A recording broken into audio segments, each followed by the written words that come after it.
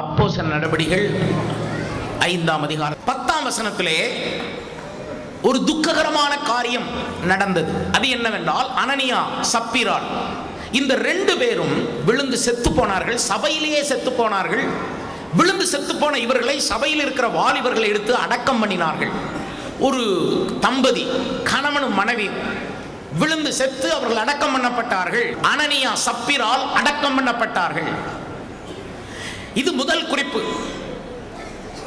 நமக்குள்ளே இருக்கிற அனனியா சப்பீராள் இந்த தன்மைகள் அடக்கம் பண்ணப்பட வேண்டும். ஞானஸ்நானத்திலே கிறிஸ்துவுடனே கூட நாம் அடக்கம் பண்ணப்பட்டு புதிய ஜீவியம் செய்வதற்காக நாம் மீண்டும் உயிர்த்தெழுகிறவர்களாய் காணப்படுகிறோம். இதனாலே நம் வாழ்க்கையிலே இருக்கிற அனனியா சப்பீராள் அடக்கம் பண்ணப்பட வேண்டும் என்பது முதல் விஷயம். அனனியா சப்பீராள் அதனுடைய அர்த்தம் என்ன? ஒரு பங்கை வஞ்சித்து வைப்பது. அனனியா ஒரு பங்கை வஞ்சித்தான். அவருடைய மனைவியும் அதை அறிந்திருந்தும் அதை பொய் சொல்லி மறைத்தார்கள். இதில் என்ன ஆவிக்குரிய சத்தியத்தை ஆவியானவர் நமக்கு பேசுகிறார் என்றால், வாழ்க்கையில் ஒரு பங்கை ஒளித்துக் கொள்கிற அநேகம் பேர் உண்டு. இயேசு கிறிஸ்துவண்டை வரும் பொழுது முழு வாழ்க்கையையும் அவருக்கு அர்ப்பணம் செய்ய வேண்டும். முழு வாழ்க்கையையும் ஆண்டவருக்கு முன்பு திறந்த ஒரு புஸ்தகத்தை போல வைக்க வேண்டும். ஒளிவு மறைவு நம் வாழ்வில் இருக்கலாகாது. தன் பாவங்களை மறைக்கிறவன் வாழ்வடைய மாட்டான். அவைகளை அறிக்கை செய்து விட்டு விடுகிறவனோ இரக்கம் பெறுவான். வாழ்க்கையிலே ஒரு பகுதியைத்தான் அநேக பேர் போதகர்களாகிய எங்களிடத்திலே சொல்லுகிறார்கள். வாழ்க்கையில் இன்னொரு பாகத்தை ஒளித்துக் கொள்கிறார்கள், மறைத்துக் கொள்கிறார்கள். இதனாலே மறைக்கப்பட்ட அந்த வாழ்க்கையை பற்றி நாங்கள் ஜெபிப்பதில்லை.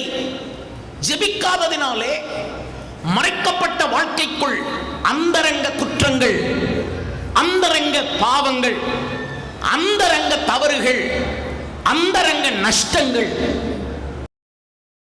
அந்தரங்கத்தில் வாழ்க்கையில் ஒரு பகுதியில் கடினங்கள், வாழ்க்கையிலே ஒரு பகுதியிலே ஏமாற்றங்கள், ஒரு பகுதியிலே விசனங்கள், ஒரு பகுதியிலே கவலை, ஒரு பகுதியிலே சந்தோஷம், இன்னொரு பகுதியிலே கவலை, ஒரு பகுதியிலே பரிசுத்த வாழ்க்கை, இன்னொரு பகுதியிலே அந்தரங்க பாவம். காரணம், ஒரு வாழ்க்கையில் ஒரு பகுதியை ஆட்கள் மறைத்து விடுகிறார்கள், அனனியா சப்பீராளை போல. இனி நான் ஆண்டவரிடத்தில் இதை குறித்து ஜெபித்த காலங்கள் உண்டு. அப்பொழுது தேவன் எனக்கு கொடுத்த கிருபை என்ன சொன்னது? ஜனங்கள் அனனியா சப்பீராள் போல தங்கள் வாழ்க்கையில் ஒரு பங்கை உன்னிடத்திலே ஒளிப்பார்கள். ஆயினும் அவர்கள் ஒளித்து வைக்கும் அந்த வாழ்க்கையின் பாகத்தை நான் உனக்கு வெளிப்படுத்துவேன் என்று சொன்னார். எனவே நீங்கள் ஒரு பாகத்தை சொல்லும் பொழுது நாங்கள் 2 பாகத்திற்கும் சேர்த்து ஜெபம் பண்ணுவோம். உங்கள் வாழ்க்கையில் இருக்கும் 2 பாகத்திற்கும் இணைந்து நாங்கள் ஜெபிக்கிறதுனாலே தேவன் உங்களை பூரணப்படுத்துவார். தயவு செய்து ஆவிக்குரிய சபையிலே வருகிற விசுவாசிகள் உங்கள் வாழ்க்கையை ஒளிக்க வேண்டாம். மரத்துக்கு பின்னே ஆதாம் ஒளித்துக் கொண்டான். காரணம் என்ன?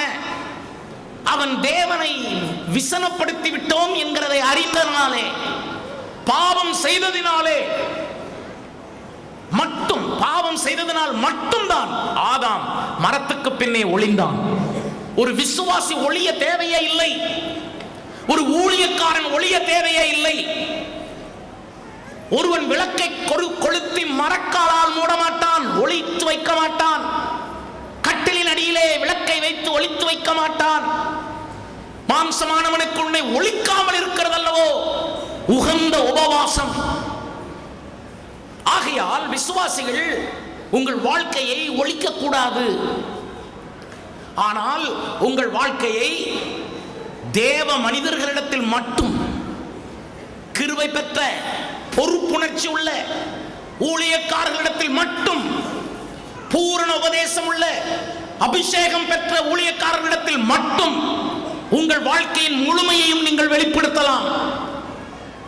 அதற்காக உலகத்தில் இருக்கும் யாரிடத்திலேயாவது உங்கள் வாழ்க்கையை நீங்கள் வெளிப்படுத்தினால் உங்கள் வாழ்க்கைக்கு கேரண்டி இல்லை. ஆகையினால் தான் பரிசுத்தவான்கள் மனக்கட்டுப்பாடோடு இருப்பார்கள். மனதை அடக்காதவன் மதில் இடிந்த பட்டணம் போல இருப்பான். ஊழியக்காரர்கள் தங்கள் மனதை அடக்குவார்கள். ஆட்கள் தங்கள் வாழ்க்கை ரகசியங்களை சொல்லும் பொழுது அதை இன்னொருவருக்கு நாங்கள் சொல்ல முடியாது, சொல்லக்கூடாது. அந்த வாழ்க்கை ரகசியத்தை வாங்கி தேவனிடத்தில் திறப்பில் நின்று மன்றாட வேண்டும். கிறிஸ்தவ ஜீவியம் வாழ்க்கை சம்பந்தமானது. இயேசுவின் பின்னால் வருகிற பின்னடியார்கள் அவர்களுடைய வாழ்க்கை ரொம்ப முக்கியமானது. பரலோகத்தில் ஒரு நாள் நாம் சேர்வோம். ஆனால் இந்த பூமியில இருக்கும் பரியந்தம் நம்முடைய வாழ்க்கை பரலோக வாழ்க்கை போல் இருக்க வேண்டும். உங்கள் வாழ்க்கையில் ஒரு பங்கை ஒளித்து வைப்பது அனனியா சப்பீரால் உங்களுக்குள் இருப்பதற்கு ஒப்பாகும். அனனியா சப்பீரால் உங்களுக்குள் இருக்கும் வரைக்கும் உங்களுக்கு ஒரு பாகத்திலே நஷ்டம், ஒரு பாகத்திலே வேதனை. இது முதலாம் குறிப்பு. சபையிலே அனனியா சப்பீராலை அடக்கம் செய்ய வேண்டும். இரண்டாவது குறிப்பு 11ஆம் வசனத்திலே நாம் வாசிக்கிறோம், சபையார் எல்லாரும் இவைகளை கேள்விப்பட்ட மற்ற யாவருக்கும் மிகுந்த பயம் உண்டாயிற்று. சபையார் எல்லாருக்கும் பயம் உண்டாயிற்று. இதை கேள்விப்பட்ட மற்ற எல்லாருக்கும் பயம் உண்டாயிற்று. தெய்வ பயம் சபையிலே இருக்க வேண்டும். தெய்வ பயம் இல்லாத சபைக்கு நாம் செல்வதால் நமக்கு பிரயோஜனம் இல்லை. கர்த்தருக்கு பயந்து அவர் வழிகளில் நடக்கிற மனுஷன் பாக்கியவான்கள். அப்படிப்பட்ட பாக்கியவான்களால் நிறைந்த இடம்தான் தேவ சபை. கர்த்தருக்கு பயப்படுகிற பயத்தை விசுவாசிகளுக்கு புகட்டுவது ஊழியக்காரர்களுடைய கடமை. சிறு பிள்ளைகளுக்கும் கர்த்தருக்கு பயப்படுகிற பயத்தை கற்றுக் கொடுக்க வேண்டும். நான் சிறு பிள்ளைகளுக்காக ஜெபிக்கிற எந்த நாளிலும் அவர்கள் தலையில் கை வைத்து ஜெபிக்கும் பொழுது கர்த்தருக்கு பயந்து இந்த பிள்ளை வளர வேண்டும் என்ற வார்த்தையை நான் சொல்லாமல் இருக்க மாட்டேன். தேவ சபையில் தெய்வ பயம் இருக்க வேண்டும். இதை கேள்விப்படுகிற மற்ற எல்லாருக்கும் தெய்வ பயம் ஏற்பட வேண்டும். ஓ பரலோக தேவன், அவருக்கு முன்பாக பூமி நடுங்க வேண்டும். பரிசுத்தவான்களை குறித்து வேதம் சொல்லுகிறது, நடுக்கத்தோடே களி கூறுங்கள். நீங்கள் ஆவியிலே களி கூற அழைக்கப்பட்டவர்கள். பரலோக பரிசுத்தாவியின் மதுபானத்தால் நிறைந்து, பரிசுத்தாவியின் திராட்சரசத்தால் நிறைந்து ஆவியிலே களிகூற கர்த்தர் நம்மை அழைத்திருக்கிறார். ஆயினும் பயத்தோடே களிகூற வேண்டும். சபையார் எல்லாருக்கும் பயம் உண்டாயிற்று. இங்கு கூடி வந்திருக்கிற நாம் எல்லாரும் தெய்வ பயத்தோடு இருக்க தேவன் எதிர்பார்க்கிறார். தேவனுக்கு பயந்திருக்கிறவன் பாவம் செய்ய மாட்டான். தேவனுக்கு பயந்திருக்கிறவன் அநியாயம் செய்ய மாட்டான். தேவனுக்கு பயந்திருக்கிறவன் தன் கையை கரைப்படுத்திக் கொள்ள மாட்டான். தேவனுக்கு பயந்தவன் லஞ்சம் வாங்க மாட்டான். தேவனுக்கு பயந்தவன் தகாததை தொடமாட்டான். தகுதி இல்லாத இடத்தில் இருக்கவும் மாட்டான். தேவனுக்கு பயப்படுகிறவன் பாவத்தை கண்டு விலகி துள்ளி மான் குட்டியை போல ஓடி போவான். தேவனுக்கு பயந்திருக்க சபைக்கு தேவன் ஆவியானவர் கட்டளை கொடுக்கிறார். ஓ சபையே, பயந்திரு, தேவனுக்கு பயந்திரு. அன்றைக்கு சபையார் எல்லாரும் அவர்களுக்கு மிகுந்த பயம் உண்டாயிற்று. இது இரண்டாவது குறிப்பு. மூன்றாவது குறிப்பு 12ஆம் வசனத்திலே நாம் படிக்கிறோம், அப்போஸ்தலருடைய கைகளினாலே அநேக அடையாளங்களும் அற்புதங்களும் ஜனங்களுக்குள்ளே செய்யப்பட்டது. சபையில இருக்க வேண்டிய மூன்றாவது ஆசீர்வாதம் அற்புதங்களும் அடையாளங்களும். அற்புத அடையாளங்கள் இயேசு செய்கிறார். மார்க் கடைசி வசனத்திலே, அந்த வசனத்திலே சொல்லி இருக்கிறது, அப்போஸ்தலர்கள் இந்த சீஷர்கள் எல்லாரும் புறப்பட்டு போய் திருவசனத்தை பிரசங்கித்தார்கள். கர்த்தர் அவர்களோடு கூட இருந்து அற்புதங்களினாலும் அடையாளங்களினாலும் தம்முடைய வசனத்தை உறுதிப்படுத்தினார். அன்பு சகோதரனே, சகோதரியே, வசனத்தை உறுதிப்படுத்துவதற்கு கர்த்தர் அற்புதங்களையும் அடையாளங்களையும் செய்வார். அற்புதங்களையும் அடையாளங்களையும் சும்மா செய்ய மாட்டார். வசனத்தை உறுதிப்படுத்துவதற்காகத்தான் அற்புதங்களையும் அடையாளங்களையும் தேவன் செய்கிறார். நீங்கள் வசனத்தை கவனிப்பீர்களானால், நீங்கள் வசனத்தின் மேல் தாகமாய் இருப்பீர்களானால், நீங்கள் வசனத்தை சரியாய் கேட்பீர்களானால், நீங்கள் கேட்ட வசனத்தை உறுதிப்படுத்துவதற்கு உங்கள் வாழ்விலே அடையாளங்களையும் அற்புதங்களையும் கர்த்தர் செய்ய வல்லவராயிருக்கிறார். அற்புதங்களையும் அடையாளங்களையும் என் தேவன் ஒரு நாளும் விரயமாக்க மாட்டார். God will never waste his power. தேவன் தம்முடைய வல்லமையை விரயமாக்க மாட்டார். யார் கர்த்தருடைய வசனத்திற்கு முக்கியத்துவம் கொடுக்கிறார்களோ, whosoever believeth the word of God will be proved, தேவனால் நிரூபிக்கப்பட்டவர்களாய் இருப்பார்கள். அற்புதங்களினாலும் அடையாளங்களினாலும் வசனத்தை கர்த்தர் உறுதிப்படுத்துவார். இன்று நீங்கள் கேட்கும் சத்திய வசனங்களை இந்த வாரத்திற்குள் அடையாளங்களினாலும் அற்புதங்களினாலும் கர்த்தர் உறுதிப்படுத்தி கொடுப்பார். உங்கள் காதுகள் கேட்கிற வசனத்திற்காக நீங்கள் கர்த்தரை துதிக்க வேண்டும். ஏனென்றால் நீங்கள் கேட்கிற இந்த வசனத்திற்கு சாட்சியாகத்தான் கர்த்தர் அற்புதங்களையும் அடையாளங்களையும் செய்வார். அற்புதங்கள், அடையாளங்கள், நம் வாழ்வில் ஏராளமான அடையாளங்கள். நானே ஒரு அடையாளம். நான் வெள்ளை உடை உடுத்துவது ஒரு அடையாளம். இந்த சபை ஒரு அடையாளம். நீங்கள் ஒரு அடையாளம். இயேசுதான் தெய்வம் என்பதற்கு நீங்களும் நானும் அடையாளங்களாக இருக்கிறோம். ஏசாயா சொன்னான் 8ஆம் அதிகாரம் 17ஆம் வசனத்திலே, நானும் கர்த்தருக்கு கொடுத்த பிள்ளைகளும் இஸ்ரவேலிலே அற்புதங்களாகவும் அடையாளங்களாகவும் இருக்கிறோம். We are signs and wonders. இஸ்ரவேலிலே அடையாளங்களாகவும் அற்புதங்களாகவும் இருக்கிறோம். இயேசு உண்மையுள்ள தெய்வம் என்பதற்கு என் பிள்ளை ஒரு அடையாளம். இயேசு உண்மையுள்ள தெய்வம் என்பதற்கு என்னுடைய பிள்ளையினுடைய படிப்பு ஒரு அடையாளம். இயேசு உண்மையுள்ள உயிர்த்தெழுந்த தேவன் என்பதற்கு என் பிள்ளைக்கு ஆண்டவர் கொடுத்திருக்கிற சுகம் ஒரு அடையாளம்.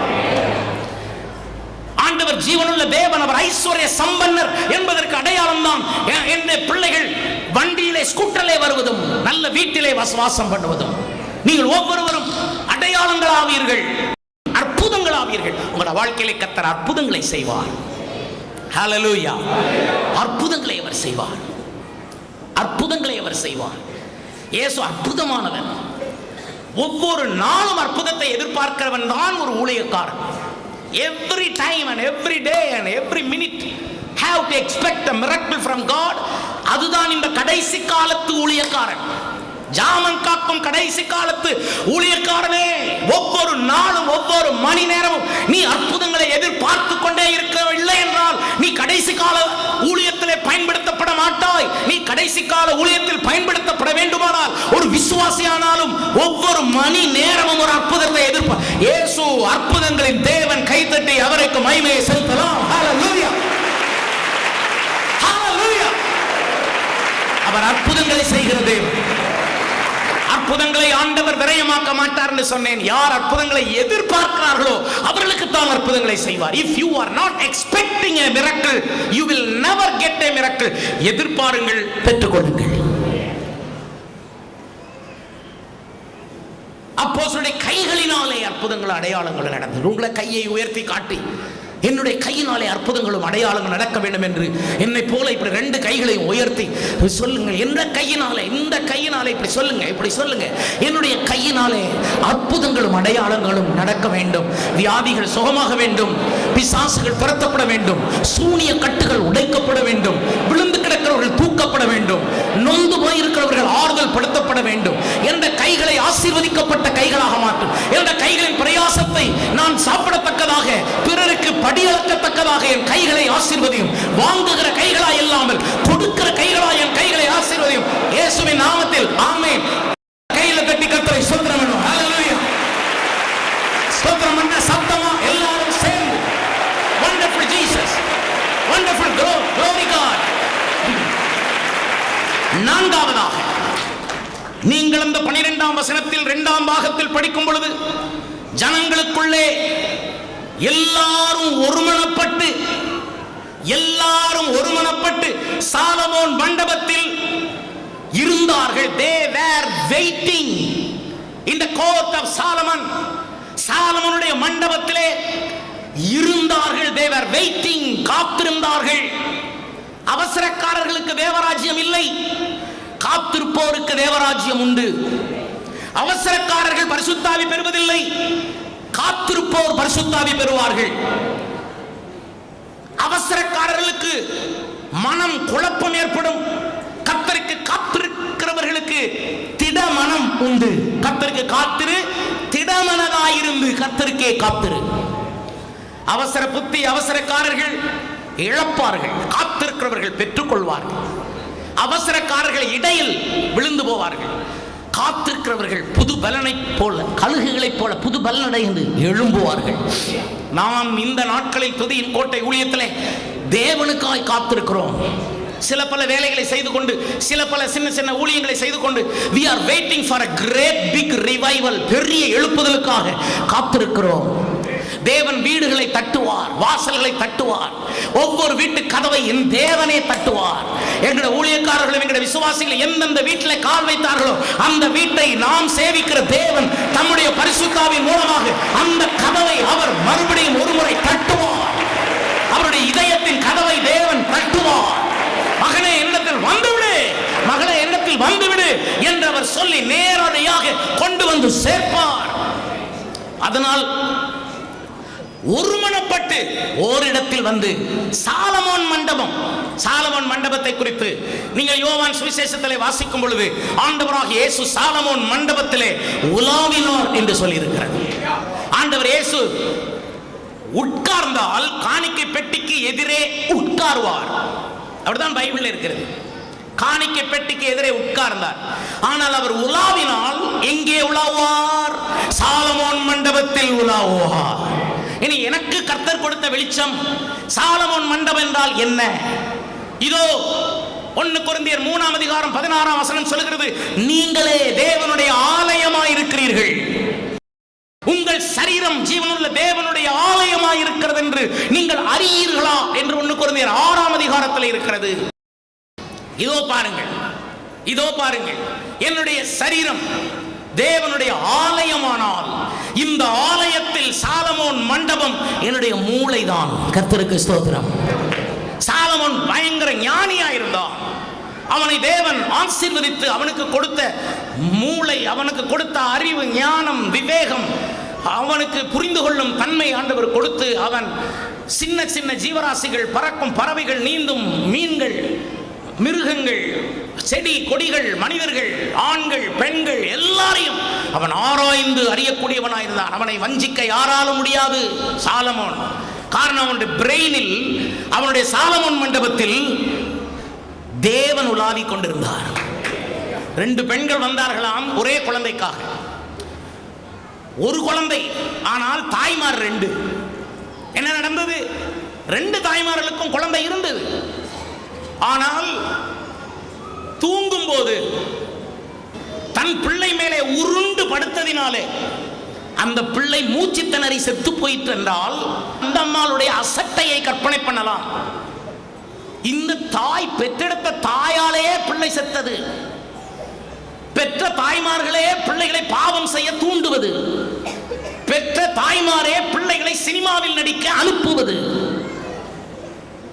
பெற்ற தாய்மாரே ஸ்கூலுக்கு போக விடாமல் பிள்ளைகளை தடுத்து நீ படித்தது போதும் வீட்டு வேலை செய் என்று அந்த பிள்ளைகளை அடிமை போல வீட்டிலே வைத்து, பிள்ளை வளர்ந்த பின்பு ஐயோ நான் அவளைப் போல படிக்கவில்லையே, அவனைப் போல நான் படிக்கவில்லையே என்று கூனி குறுகி போகுதல் யாரால் வந்தது? ஆகையினால் கர்த்தருடைய பிள்ளைகள் யோசிக்க வேண்டும். ஒரு தாய் தன் பிள்ளையினுடைய சாவுக்கு காரணமா இருந்தார். இனி பிள்ளை செத்த உடனே இந்த ரோடு ரோலர் என்ன பண்ணினது? தந்திர புத்தி வந்தது. எவன் ஒருவன் அசட்டையா இருக்கிறானோ அவனுக்கு தந்திரங்கள் தான் வரும். எவன் ஒருவன் தனக்கு தேவன் கொடுத்த பொறுப்பை ஒரு பிள்ளையை காப்பது போல காக்கவில்லையோ அவனுக்குள் தந்திரங்கள் இருக்கும்.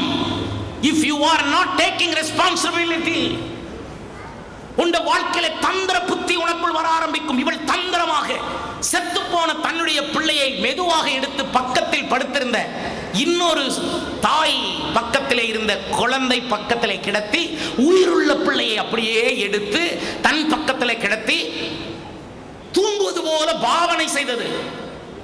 யார் அசட்டையா இருக்கிறார்களோ, யார் பொறுப்பை கொன்றார்களோ, who ever killed the responsibility which God gave, கர்த்தர் கொடுத்த பொறுப்பை யார் கொன்றார்களோ அவர்கள் தந்திரமாய் இருப்பது மட்டுமல்ல, அவர்கள் அந்த பெண்ணை போல பாவனை செய்யவும் ஆரம்பிப்பார்கள். தூங்குவது போல பாவனை, சில ஜெபிப்பது போல பாவனை, சில துதிப்பது போல பாவனை, சில ஊழியம் செய்வது போல பாவனை, சிலர் மரியாதை கொடுப்பது போல பாவனை. பாவனை செய்யும் ஒரு பெண்மணி. விடியற் காலையிலே 2 பெண்களும் விழித்தெழும்புகிறார்கள். அப்படி நான் சொன்னது தவறு. ஒரு தாய் தான் விழித்தெழும்பியது. இன்னொரு தாய் அந்த ரோலர் ஏற்கனவே விழித்துக் கொண்டே இருக்கிறது. தூக்கம் வருமா? தப்பு செய்த பெண்ணுக்கு தூக்கம் வருமா? பிள்ளையை கொண்டு, செத்த பிள்ளையை கொண்டு அந்த தாய் பக்கம் கிடத்திவிட்டு படுத்தாயே, உனக்கு தூக்கம் தான் வருமா? பாவியே, உனக்கு தூக்கம் வருமா? நீ பாவம் செய்து தீமை செய்து வந்தவனா இருக்கையில் உனக்கு தூக்கம் வருமா? சில சொல்வார்கள், இல்ல பாஸ்டர், எனக்கு சர்ச்சில் வந்தாலே நல்லா தூக்கம் வருதுன்னு சொல்லுவார்கள். சர்ச்சில் வந்து தூக்கம் செஞ்சா பாவம் செஞ்சிருப்பேன்னு அர்த்தம். எல்லாரையும் சொல்ல முடியாது. ஏன்னா ஆகவே கொண்டு கிடத்தி காலையில பிள்ளையை எழும்பி பார்க்கும்போது அந்த நல்ல தாய் பக்கத்தில் இருக்க பிள்ளை செத்து போய் இருக்கிறத பார்த்தது. உடனே ஐயோ என் பிள்ளை செத்து விட்டதே சொல்லி பிள்ளை முகத்தை பார்க்குது. பிள்ளை முகத்தை பார்த்த உடனே அந்த தாய்க்கு தெரியுது, இது ஏன் பிள்ளை இல்லை. ஒரு பாஸ்டருக்கு தெரியும், ஒரு விசுவாசியினுடைய முகத்தை பார்த்தாலே எங்களுக்கு தெரியும், ஏன் லைன்ல தான் அவன் இருக்கானா, லைன் தட்டிட்டா தாண்டிட்டான்னு எங்களுக்கு முகத்தை பார்த்தே தெரியும். மாமா, முகத்தை பார்த்தே தெரியும். சகோதரா, உன் முகத்துல இருக்கிறதான ஒருவித தன்மை நீ யார் என்பதை எங்களுக்கு வெளிப்படுத்தும். உன் லைன் கொஞ்சம் தப்பி போகுது என்கிறது எங்களுக்கு வெளிப்படுத்துவார். ஆனா நாங்க உடனே சொல்ல மாட்டோம். நாங்கள் வேறு மாற்று வழிகளை கையாளுவோம், ஜெபிப்போம். 100க்கு 100 காப்பாற்ற எண்ணுவோம். கை தாண்டி விட்டால் ஒன்றும் செய்ய முடியாது. நான் மனிதர்களை கணக்கிடுவதில் கிருபை பெற்றவன். தேவன் எனக்கு அந்த கிருபையை கொடுத்தார். ஒரு மனிதனை எப்படி கணக்கிடுவீர்கள் என்று என்னிடத்தில் கேள்வி கேட்டார்கள். ஒரு சில நிமிடங்களில் அந்த ஆள் யாரு? எனக்கு ஆவியானவருடைய அனந்த ஞானத்தை அவர் தந்திருக்கிறார். இது ஊழியக்காரர் எல்லாருக்கும் கட்டாயம் இருக்கணும். ஆட்களை கண்டுபிடிக்க முடியவில்லை என்றால், நான் நேற்று என்னுடைய பிள்ளைகளை பார்த்து சொல்லிக் கொண்டிருந்தேன், இவன் ஏமாத்துறான்னு எனக்கு நல்லா தெரியும். தெரிஞ்சிருந்தே ஆண்டவர் எனக்கு வெளிப்படுத்தியிருப்பாரு, என்னை அறிவை கொண்டு அறிஞ்சிருவேன். தெரிஞ்சிருந்துமே நான் எதிர்க்க மாட்டேன், நான் அவன்கிட்ட ஏமாறுவேன். ஏன்னா அவனை நான் துன்புறுத்த விரும்பல. அப்படி நான் ஆண்டவர்கிட்ட என் கிறிஸ்டியன் லைஃபை நான் மெயின்டைன் பண்ணேன். I want to be like Jesus. காட்டி கொடுப்பான்னு தெரிஞ்சிருந்தே கூட வச்சு சாப்பாடு போட்டு வளர்த்தார் அந்த உத்தமர். அதனால முந்தி காலங்களில் என்னுடைய ஊழியத்தில் நடைபெற்ற காரியங்களை பற்றி என் பிள்ளைகள் கேட்டார். அப்ப நிறைய காரியத்தில் நீங்க ஏமாந்து தானே இருந்திருக்கிறீங்க. தம்பி, எனக்கு தெரியாம நான் ஏமாறல, எனக்கு தெரிஞ்சே நான் ஏமாந்தேன் தம்பி. எனக்கு நல்லா தெரியும் இவர் ஏமாத்துறாருன்னு தெரியும். அப்படி ஏமாறலாமா பாஸ்டர்? அந்த கொஸ்டின் நீங்க பிந்தி என்கிட்ட கேளுங்க. தேவ கிருபையின் ரகசிய ஆழத்தை நான் உங்களுக்கு வெளிப்படுத்துவேன். கர்த்தர் உத்தமனுக்கு துணை. ஒரு உத்தமனை யாரும் ஏமாற்றவும் முடியாது. இந்த அம்மா ஏமாத்தி போட்டுச்சு. பிள்ளை பார்த்த உடனே தெரிஞ்சு போச்சு, முகத்தை பார்த்த உடனே என் பிள்ளைன்னு இல்ல, இது என் பிள்ளை இல்லைன்னு தெரிஞ்சு போச்சு. சில நேரம் தாயே திருடிட்டு போகும். திருட்டு பாஸ்டர்மார் இருப்பாங்க, திருடுகிற ஆத்துமாக்களை திருடுகிற ஊழியக்காரங்க. நான் சொல்ல, உடம்பு இருக்குல்ல உங்களுக்கு, நான் சொல்றது உடம்பு இருக்குல்ல ஊழியக்காரர்களே, காணிக்க ரத்தம் உள்ள ஓடுதல்ல, தெரு தெருவா பிரசங்க வைங்க.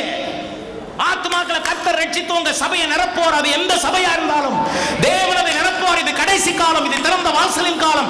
மாம்சமான யாவர் மேலும் என் ஆவியை ஊற்றுவேன் என்று கர்த்தர் சொன்ன காலம் இது. துதியின் கோட்டைக்கு மட்டுமல்ல, இது உலகத்தில் இருக்கிற எல்லா சபைகளுக்கும் தேவன் கொடுத்திருக்கிற வரப்பிரசாதம். உங்கள் சபை நிரம்பும். உடம்பு இருக்குல்ல, பலன் இருக்குல்ல, எடுத்து உபயோகிங்க. தெருக்களை போங்க, வீடுகளை தட்டுங்க, சுவிசேஷம் சொல்லுங்க. இன்னொரு சபையில் உள்ள ஆத்மாவை எடுக்கணும் என்று எண்ணக்கூடாது. பணம் கொடுத்து ஆத்துமாக்களை வாங்க கூடாது. ஏழைகளுக்கு உதவி செய்து அந்த ஆத்துமாக்களை சபையிலே சேர்க்கல் ஆகாது. நாங்களும் ஏழைகளுக்கு உதவி செய்கிறோம். ஆனால் யாருக்கு? ஏற்கனவே ரட்சிக்கப்பட்டு சபையில வந்து பரிசுத்தாவி பெற்று உத்தமமாய் இருக்கிற ஒரு விசுவாசிக்கு உதவி செய்வோம். காரணம், பைபிள் சொல்லுகிறது, விசேஷமாக விசுவாச குடும்பத்தாருக்கு உதவி செய்யுங்கள். Help them. We don't go beyond the Bible. நாங்கள் வேதத்துக்கு அப்பால் ஊழியம் செய்ய மாட்டோம். அப்படி ஒரு ஊழியம் தேவையில்லை. துதியின் கோட்டை ஊழியக்காரர்கள் இதை புரிந்து கொள்ள வேண்டும். விசுவாசிகள் புரிந்து கொள்ள வேண்டும். சில பாஸ்டர்மார் செத்த பிள்ளையை நம்மகிட்ட அனுப்பிட்டு உயிருடைய பிள்ளையை தூக்கிட்டு போயிடுவாங்க. இந்த தாய் செஞ்ச மாதிரி தான். செத்த பிள்ளை நம்மகிட்ட வந்திருக்கும், செத்தே கிடக்கும். அதாவது ஒன்றுக்கும் உதவாதவன்னு சொன்னா நீ எங்கேயும் போ. கொஞ்சம் பண வசதி இருக்கா, கொஞ்சம் நல்லா இருக்கா, அவனை விட மாட்டான். ஏதோ ஒரு பதவியை கொடுத்து உட்கார வச்சிருவாங்க. இந்த மாதிரி நான் இப்போ உங்களை சொல்லலை, ஒரு இடத்துல உட்கார வச்சிருவான், ஒரு பதவியை கொடுத்து. இல்லாட்டா, அம்மா உங்க மகளை நான் வெளிநாட்டுக்கு வேலைக்கு அனுப்புறேன், படிக்க அனுப்புறேன், அதனால இங்கனே உட்காந்துக்கிடுங்க. அதுக்கு ஒண்ணுமே பிடிக்காது, ஆனால் உட்காந்துருக்கோம். ஏன்னா பிள்ளை நல்லா இருக்கணும்ல. அமெரிக்காவை நினைச்சுக்கிட்டே உட்காந்துருக்கோம், நாங்க பரலோகத்தை நினைச்சுக்கிட்டே உட்காந்துருக்கோம். ஒருத்தர் கை தட்டுறாங்களான்னு பாருங்க. அதுக்கு தான் உங்களை இங்க வந்து உட்கார சொன்னது, கையை தட்டுறதுக்கு தான். ரெண்டு பிள்ளைகள் ஒன்று செத்து போச்சு, ஒரு பிள்ளை உயிரோடு இருக்கு, ரெண்டு தாய் இருக்கு, ரெண்டு பாஸ்டர், ஒரு விசுவாசி. பாஸ்டர் ரெண்டு, விசுவாசி ஒன்னு. இப்ப இந்த பாஸ்டர்மார்களுக்கு ஆளுக்கு ஒரு கம்பு எடுத்து சுளீர், ரெண்டு பாஸ்டர் இருக்கீங்கல்ல, போய் ஆத்மாவாயம் பண்ண என்ன? ஒரு விசுவாசிக்காக இப்படி கிடக்குறீங்களே. இந்த விஷயம் கோர்ட்டுக்கு வந்தது. சாலமோன் உட்கார்ந்துருக்காங்க. அங்க வந்து அந்த குண்டு அம்மா சொல்லுது, இது ஏன் பிள்ளைதான், இது ஏன் பிள்ளைதான் அப்படிங்குது. உடனே அந்த அம்மா அழுதுட்டு சொல்லுது, இல்ல அது ஏன் பிள்ளை, விடு, இல்ல விடு, இல்ல என் பிள்ளை, இல்ல இது என் பிள்ளை இல்ல. கொஞ்ச நேரம் இந்த ஸ்ட்ரகிள் பண்றதுக்கு சாலமோன் விட்டுருப்பார். ரெண்டு இழுக்குது. பிள்ளை சொல்லுது, இதுல எந்த எனக்கு உண்மையான மம்மி இல்ல, உண்மையான பாஸ்டர் யாரு? நீங்களும் ஜெபம் பண்ணுறீங்க, நீங்களும் ஜெபம் பண்றீங்களே, நீங்களும் அடக்கம் பண்றீங்க, நீங்களும் அடக்கம் பண்றீங்களே, அப்ப எனக்கு ரெண்டு கல்லறை கிடைக்குமா? அப்போ சாலமோன் அவளத்தையும் பார்த்துருக்கான். பிள்ளை வேண அழுகுது. விசுவாசிகள் இன்னைக்கு அப்படித்தான் கதறாங்க. ஜெபியாத பிள்ளை, வளராத பிள்ளை அழுதுகிட்டு தான் இருக்கும். வளர்ந்த பிள்ளைன்னா இதுதான் எங்க அம்மா.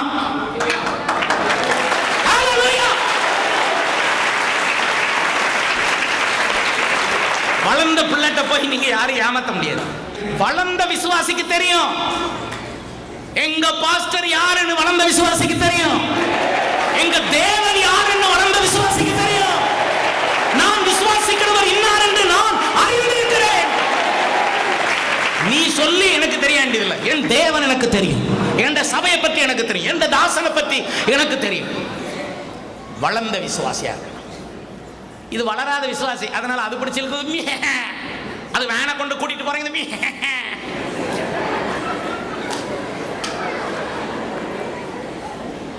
சில ஊழியக்காரங்க எல்லாம் ஒரு சபை தானே, எங்க வந்துருன்னு கூடுவாங்க, எல்லாம் ஒண்ணுதான் அங்க வா. அது ஏன் அப்படி? அது பரலோக வாசல் நின்று கூப்பிட்டாலும் பரவாயில்ல, எல்லாம் ஒண்ணுதான், உள்ள போங்க. கடைசியில சாலமோன் இதை குளத்தையும் பார்த்தேன். அதுக்கு தான் சாலமோன் மண்டபம் நமக்கு சரியா இருக்கணும், நம்ம மூளை ஒழுங்கா வேலை செய்யணும். அப்போ சாலமோன் பார்த்தேன், இதுக்கு ஏன் ரெண்டு அம்மா மார்களையும் சண்டை போடுறீங்க? Very simple. எப்படி? Very simple. எங்கே அந்த பட்டயம்? ஷல்க்குன்னு உருவிட்டான். கண்டா ரெண்டு துண்டா வெட்டி ஆளுக்கு பாதி கொடு. இப்படி சொன்ன உடனே சொல்லிட்டு அவர் பாட்டில் உட்கார்ந்தார். சாலமோன் எங்களை மாதிரி ஸ்ட்ரகிள் பண்ணல, சிம்பிளா ரெண்டு ஆளுக்கு ஒரு துண்டு வெட்டி கொடுத்துருங்க. என்ன அர்த்தம்? சாலமோன் மண்டபத்தில் தேவன் உலாவனார். அதான் வெட்டி பாதி பாதி சொன்ன உடனே அந்த தடிப்பம்ல குண்டான் சட்டி அது சொல்லுது, கரெக்ட் சாலமோன் ராஜாவே, நீர் என்றும் வாழ்க, நீர் என்றும் வாழ்க, நீர் என்றும் வாழ்க. சிலர் பாஸ்டர் வந்து பாராட்டு, பஸ் கரெக்டா சொன்னீங்க, வெட்டிருங்க ரெண்டையும். ஆகவே பாராட்டி சொல்லுது, அது கரெக்ட் ராஜாவே, பாதி துண்டை வெட்டி கொடுத்துருங்க, அவளுக்கும் வேண்டாம் எனக்கும் வேண்டாம். சொல்லுங்க, அவ சொன்ன பொல்லாத வார்த்தை சொல்லக்கூடாது. நீங்க ஏன் சொல்லணும் பொல்லாத வார்த்தைய? அவ என்ன சொன்னா பாத்தீங்களா? அவ சொன்னா அவளுக்கும் வேண்டாம் எனக்கும் வேண்டாம். சில ஆட்கள் இந்த ஆவியோட இருக்கிறாங்க, கிடைச்சா எனக்கு கிடைக்கணும், இல்லைன்னா ஒருத்தனுக்கும் கிடைக்க கூடாது. அவளுக்கும் வேண்டாம் எனக்கும் வேண்டாம், வெட்டுங்க. சாலமோன் உடனே மண்டபத்தில் உலாவுறார் ஆவியானவர். இன்னொரு அம்மா சொல்லிச்சு, இல்லை ஐஸ்வர்ய பிள்ளை வெட்ட வேண்டாம் ப்ளீஸ், எனக்கு கூட வேண்டாம், அவளே வச்சுக்கிறட்டும், அவளே வச்சுக்கிறட்டும், எனக்கு இல்லாட்டாலும் பரவாயில்ல, என் பிள்ளை என்கிட்ட வளராலனாலும் எங்கேயாவது வளர்ந்து நல்லா இருக்கட்டும் அப்படின்னு அழுது. வெட்ட வேண்டாம் வெட்ட வேண்டாம். இன்னைக்கு பாஸ்டர் மாதிரி இப்படித்தான் கதறோம், வேண்டாம், என் பிள்ளை இங்கே இருக்க முடியாட்டா எங்கேயாவது போய் நல்லா இருக்கட்டும், அது பரலோகம் வந்து சேர்ந்தா போதும், வெட்ட மட்டும் வேண்டாம். அவன் கல் நெஞ்சக்காரனாக மட்டும் போக வேண்டாம், அவன் ஒரு பேராசைக்காரனாய் மட்டும் போக வேண்டாம், அவன் ஒரு அவிசுவாசியாய் போக வேண்டாம், அவன் ஒரு அசட்டைக்காரனாய் போக வேண்டாம், ரட்சிப்பை இழந்து பின்மாற்றக்காரனாய் போக வேண்டாம். அவன் எங்கேயாவது, நான் இப்படி எத்தனை ஆத்மாக்களை திருநெல்வேலியில் அனுப்பி விட்டுருக்கேன், அனுப்பல பிடிக்கிட்டு போயிட்டாங்க. நானும் சரி நல்லா இருக்கட்டும், என் ஃபீலிங்ஸை நான் சொல்கிறேன், நல்லா இருக்கட்டும், அவன் நல்லா இருக்கட்டும். நான் பெத்து வளர்த்த விசுவாசி, அவன் வியாதிப்படும் போது நான் கண்ணீர் விட்டு கதறினேன், உபவாசம் இருந்தேன், ஜெபம் பண்ணேன், அவன் வீட்டு காரியங்களுக்கு ஆலோசனை கொடுத்தேன், கூடவே இருந்தேன், மணிக்கணக்கா பேசினேன், 1 மணி நேரம் 2 மணி. இப்போதான் இதெல்லாம் மனசில் வச்சுதான் நான் இப்போமெல்லாம் நிறைய வீடுகளில் வந்து ரொம்ப நேரம் இருக்கிறதே கிடையாது. நான் இருந்து பார்த்துருக்கேன், 2 மணி நேரம் 3 மணி நேரம் இருந்து அவங்களுக்கு கண்ணீர் விட்டு இருக்கிறேன். யார் இதை செய்வா? செஞ்ச மாதிரி இன்னொருத்தன் செஞ்சிருப்பாங்களான்னு எனக்கு சந்தேகம். நான் இருக்கிற 2 மணி நேரம் உபதேசத்தை தான் நான் பேசியிருக்கேன். தேவனுடைய வசனம் எப்படி இருக்கு, தேவன் மேல அன்பா இருங்க, அப்பதான் கர்த்தர் உங்களுக்கு ஆபத்து இல்லாம காப்பாற்றுவார், வந்த நெருக்கடி நீங்கும். தயவு செய்து ப்ளீஸ், தேவனுடைய வசனம் இந்தா இருக்குது, இந்தா இது இந்தா இருக்குன்னு காட்டி கொடுத்து அவங்களை காப்பாற்றி வச்சேன். ஆனா அவங்க என் கைக்கு தேரல, ஈஸியா பிடிச்சிட்டு போயிடுவாங்க, சில படிப்பை சொல்லி பிடிச்சிட்டு போயிடுவாங்க. நீங்க விழிப்பா இருக்க வேண்டியது அவசியம். ஜீவனுள்ள தேவனை நாம சேவித்துக் கொண்டு வருகிறோம். ஆண்டவர் ஒரு 25,000 பேரா 1,00,000 பேர் வரணும் இந்த சபைக்கு. இந்த ஊழியமே கண்ணீர்ல அழுது வந்த ஊழியம் தான். கண்ணீர் நிறைந்த கண்கள்ல வரக்கூடிய தரிசனம் தான் இந்த சபையில நிறைவேறும். குருட்டு தரிசனம் எல்லாம் இங்க நிறைவேறாது, செத்த தரிசனம் எல்லாம் நிறைவேறாது. அழுத கண்ணீரோடு இருக்கும் விசுவாசிகளுடைய தரிசனம், ஊழியக்காரருடைய தரிசனம் கட்டாயம் நிறைவேறும். அப்ப சாலமோன் வெட்டி கொடுன்னு சரின்னு அவளுக்கு வேண்டாம் எனக்கு வேண்டாம்னு சொல்ல, கடைசியில் இவ அழுது வேண்டாம் எனக்கு இல்லாட்டாலும் பரவாயில்ல, அவளே வச்சுக்கட்டும், பிள்ளை எங்கேயாவது நல்லா இருக்கட்டும் அப்படின்னு ஆசீர்வதிச்சான். பாருங்க, இதே தான் இயேசுவுக்கு, என் பிள்ளை நல்லா இருக்கணும், இதே தான் நானும், என் விசுவாசி நல்லா இருக்கணும், அவன் கையில் எப்பவும் பைபிள் இருக்கணும், அவன் கர்த்தருடைய பிள்ளையா இருக்கட்டும். நான்லாம் ஒரு டிசிப்ளினும் என் லைஃப்பில் இருக்குது. I have a principle. என்னுடைய ஊழியத்தில் இருந்து இருக்கிற வரைக்கும் நான் என் ஜீவனை கொடுக்கணும்னா கூட கொடுப்பேன் அவசியமானா. ஆனால் என்னைக்கு என் கைக்குள்ளே தாண்டிட்டான் அப்படின்னு சொன்னான், அதுக்கப்புறம் 1 நாள் 2 நாள் போராடுவேன், ஆண்டட்ட அழுவேன், தூங்க மாட்டேன், சாப்பிட முடியாது என்னால். பைத்தியக்காரனை போல, பைத்தியம் பிடிச்சவனை போல என்னுடைய தலையில் அடிச்சுக்கிடணும் போல இருக்கும், பகல் தூக்கம் வராது. 2 நாள் தூக்கம் கொண்டாடுவேன், அதுக்கப்புறம் உதறி போட்டு எழும்பிடுவேன். அதுக்கப்புறம் அந்த ஆள் கோடீஸ்வரனா இருந்தாலும் அவ வீட்டு வாசல்ல காலை வைக்க மாட்டாங்க. எனக்குன்னு ஒரு பிரின்சிபல் ஆண்டவர் தந்திருக்கார். நான் ஒரு ஊழியக்காரன், ஆண்டவர் 37 வருஷம் சத்திய வசன ஆதாரத்தில் என்னை உருவாக்கி இருக்கிறேன். அதனால தான் நான் இதெல்லாம் சொல்றேன் உங்களுக்கு. திரும்ப கோடீஸ்வரனா இருந்தாலும் அவன் வீட்டில் கால் வைக்க மாட்டேன். நீ தேவனை தாண்டிட்ட, நீ தேவன் போட்ட கோட்டை தாண்டின, உனக்கு தேவன் காட்டின சபையை தாண்டின, உனக்கு தேவன் வெளிப்படுத்தி கொடுத்த உபதேசத்தை தாண்டின, பெத்த தாய் தகப்பன் போல உனக்கு தேவன் தந்த தாசனை நீ மறந்த, அதனால இனி இல்லை. இப்படி சாமுவேலை இழந்து சவுலனப்பட்டவன் பதறி இருதயம் தத்தளித்துக் கொண்டிருந்ததாம். சாலமோனை கர்த்தர் எடுத்துட்டார். சாமுவேல் தீர்க்கதரிசியை கர்த்தர் எடுத்துட்டார். பெலிஸ்தர் யுத்தத்துக்கு வந்தான். சவுல் இப்போ யுத்தத்துக்கு போறான். ஐயோ, பெலிஸ்தர் விரோதமா வந்துட்டார்களே, சாமுவேல் இருந்தா இப்ப ஆலோசனை கொடுப்பாரே. சாமுவேல் சொன்னதை நான் கேட்கலையே, கேட்காததுனால கர்த்தர் அவரை எடுத்துக்கொண்டாரே, நான் என்ன பண்ணேன்? தேவன் தான் ஊழியக்காரரை கொடுக்கிறதும் எடுக்கிறதும். கமான், யார் ஊழியக்காரரை கொடுக்கிறதும் எடுக்கிறதும்? தேவன் தான் ஊழியக்காரங்களை கொடுக்கிறதும் எடுக்கிறதும். கொடுக்க உரிமை இருக்கு அவருக்கு, எடுக்க உரிமை இருக்கு. என் இருதயத்திற்கு ஏற்ற மேய்ப்பனை உனக்கு கொடுப்பேன். அவர் வருத்தப்பட்டா எடுத்துருவார். சாமுவேலை எடுத்துட்டார். இவன் சவுலுடைய இருதயம் தத்தளித்துக் கொண்டிருந்தது. கடைசியில் அவன் எங்க போனான்னு சொல்லுங்க? அவன் இந்த யுத்தத்தில் நான் ஜெயிப்பேனா ஜெயிக்க மாட்டேனா என்று கேட்கிறதற்கு குறி சொல்ற ஆவியுடைய, அசுத்த ஆவியுடைய ஒரு பெண்ணை தேடி வேஷம் மாறி போனான். வேஷம் மாற வேண்டியது வரும். குறி சொல்ற ஆவியுடைய பெண்ணிடத்துல போய் கேட்க வேண்டியது வரும். அப்படிதான் சவுலுக்கு நேரிட்டது. அநேகம் பேர் குறுக்கு வழிக்கு போனாங்கன்னா அப்படித்தான். அம்மா அழுதுச்சு, என் பிள்ளை. உடனே சாலமோனுக்கு ஆண்டவர் அறிவு கொடுத்தார். அவர் சொல்றான், இதுதான் உண்மையான தாய், இதான் உண்மையான ஊழியக்காரன், இதான் உண்மையான தாசன், இதான் உண்மையான ஊழியக்காரன். அவன் அழுகிறான் பாரு, அந்த ஆத்மா போயிட்டு வேதனைப்படுறான் பாரு, துடிக்கிறான் பாரு, இவன் தான் உண்மையான தாய். அந்த பிள்ளைய அவளுக்கே கொடுத்துரு. உடனே பிள்ளைய கொடுத்தாங்க. எப்படி வாங்கியிருக்கோம்? ரைட்டா தப்பா? என் பிள்ளைன்ட்டு சாலமன் போன்னு சொல்றதுக்கு முந்தி ஓடி இருக்கும். ஒரே ஓட்டம். பிள்ளைன்னா அவ்வளவு முக்கியம் ஐயா. பெத்த தாய்க்கு தெரியும் பிள்ளை அருமை. பிள்ளைக்கு ஒன்றும் கொடுக்காம, அந்த பிள்ளைய பெத்தெடுத்த தாய்க்கு ஒன்றும் கொடுக்காம, இருட்டுக்கடை அல்வாவில் ஒத்தியில தின்றியே அல்வா, அது உனக்கு என்னத்தை கொண்டு வரும்? கட்டியை கொண்டு வரும். ஜெபம் பண்ண துதியின் கோட்டைக்கு தான் நீ வரணும். அல்வா தப்பு இல்லை. இப்படி பிள்ளைய தாய் கட்டி அணைச்சி காப்பாத்துற அந்த தாய்க்கு ஒரு மாசத்துக்கு ஒரு சாரி வாங்கி தர தெரியல, அட்லீஸ்ட் 3 மாசத்துக்கு ஒரு தடையாவது வாங்கி தர தெரியணும்.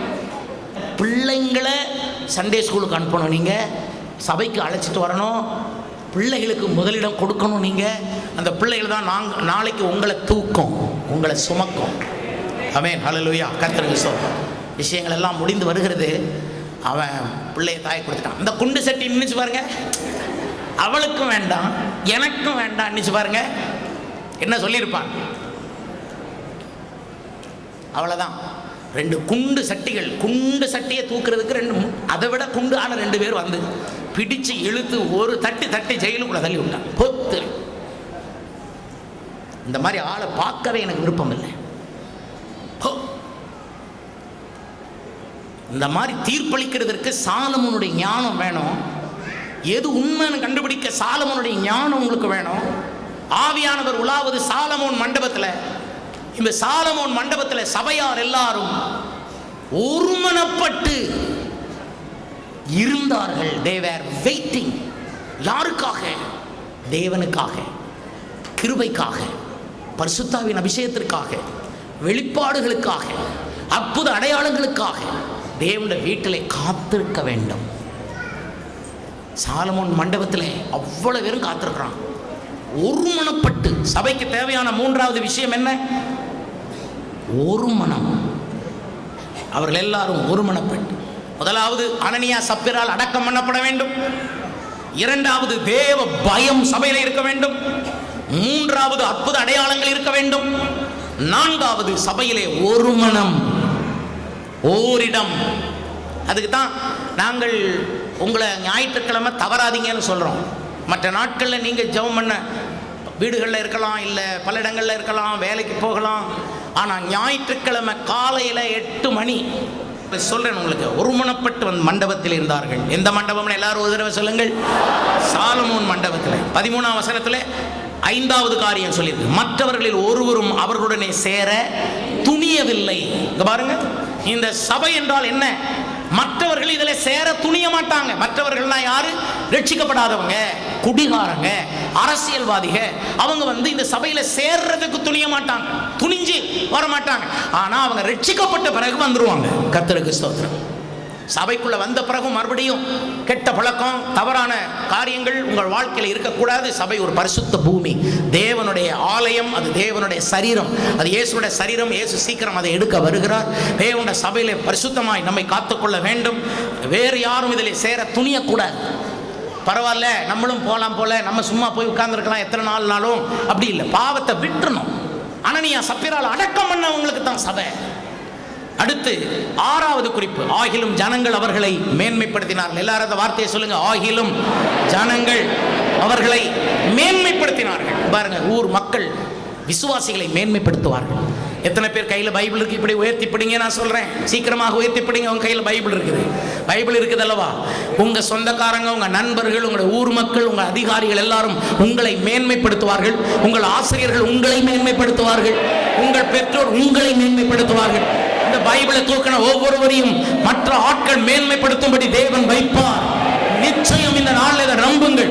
கர்த்தர் உன் குடும்பத்தை மேன்மைப்படுத்துவார், உன் பிள்ளைகளை மேன்மைப்படுத்துவார். சொல்லுங்க, கர்த்தர் என்னை மேன்மைப்படுத்துற வரை காத்திருப்பேன். சொல்லுங்க, கர்த்தர் என்னை மேன்மைப்படுத்துவார். ஹல்லேலூயா. நான் அப்படிதான் காத்திருந்தேன். கர்த்தர் என்னை மேன்மைப்படுத்திட்டேன் சார். இன்னைக்கும் கர்த்தர் என்னை மேன்மைப்படுத்துகிறார்.